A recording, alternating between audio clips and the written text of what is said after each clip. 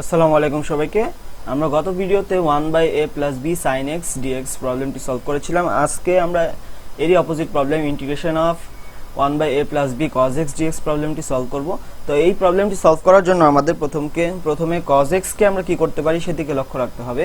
তো cos x কে আমরা অনেকভাবে সলভ করতে পারি। যে cos 2x সমান আমরা কি জানি 1 - tan square x divided by 1 + tan square x, কিন্তু যেহেতু এটি cos 2x না, এখানে আমরা cos x দেখতে পাচ্ছি, তাহলে আমাদের কি করতে হবে 1 - tan square x by 2 1 - tan square x by 2 divided by 1 + tan square x by 2।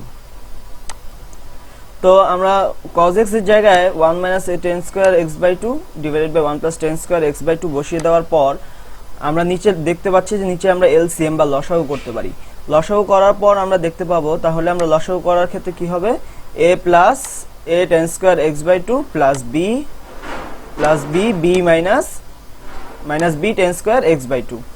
এখন আমরা যদি 1 + tan স্কয়ার x বাই 2 কে আমরা কি লিখতে পারি sec স্কয়ার x বাই 2, কারণ sec square theta minus tan square theta equal 1, তাহলে sec square x by 2 equal কি হবে 1 + tan স্কয়ার x বাই 2। এটাকে আমরা উল্টে দেওয়ার পর এই sec স্কয়ার x বাই 2 কে আমরা এই প্রতিস্থাপন করলাম কোথায় 1 + tan স্কয়ার x বাই 2 এর জায়গায়।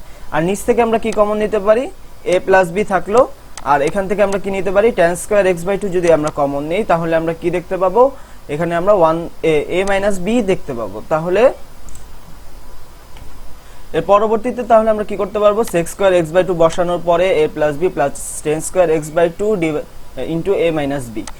এখন আমরা লক্ষ্য করি নিচে যদি আমরা tan স্কয়ার x বাই 2 কে tan x বাই 2 কে যদি আমরা z ধরি তাহলে আমরা কি করতে পাবো sec স্কয়ার x বাই 2 পাবো। যদি আমরা এটাকে ডিফারেন্সিয়েট করি তাহলে সাবস্টিটিউশন মেথডে, তাহলে ddx tan x বাই 2 কি হবে sec square x by 2 into half, আর এদিকে থাকবে dz বাই dx। তো sec square x by 2 dx কে আমরা কি লিখতে পারি 2dz। sec square x by 2 dx কে আমরা কি লিখতে পারি 2dz। তাহলে sec square x by 2 dx কে যদি আমরা প্রতিস্থাপন করি 2dz দিয়ে এবং নিচে a + b plus a - b into z square. এখন আমরা এই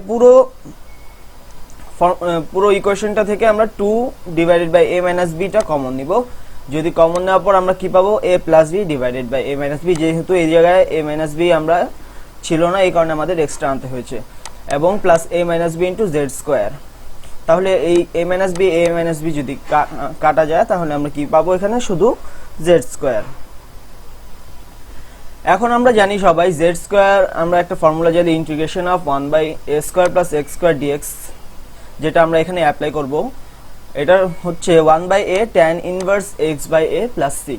তো এখানে আমরা √1 plus b a plus b √a plus b divided by a - b কে আমরা কি ধরে নিব a, কিন্তু এর আগে আমাকে কি করতে হবে এটাকে ফরম্যাটে আনতে হবে, a স্কয়ার প্লাস x স্কয়ারের ফরম্যাটে আনতে হবে।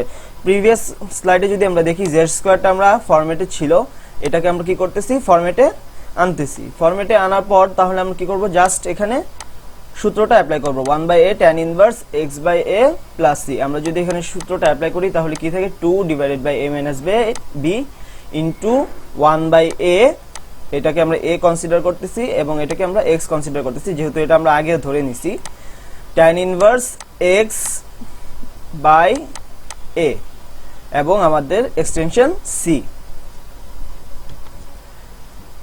তাহলে আমরা a - b কে একটু সিম্পলিফাই করি, এখানে রাখলেও তোমাদের অ্যান্সার হবে। আমরা এটাকে যদি আর একটু সিম্পলিফাই করি, সিম্পলিফাই করার পর আমরা কি দেখতে পাবো যে 2 ডিভাইডেড বাই a - b, এটা যদি উপরে চলে যায় তাহলে √a - b divided by √a plus b।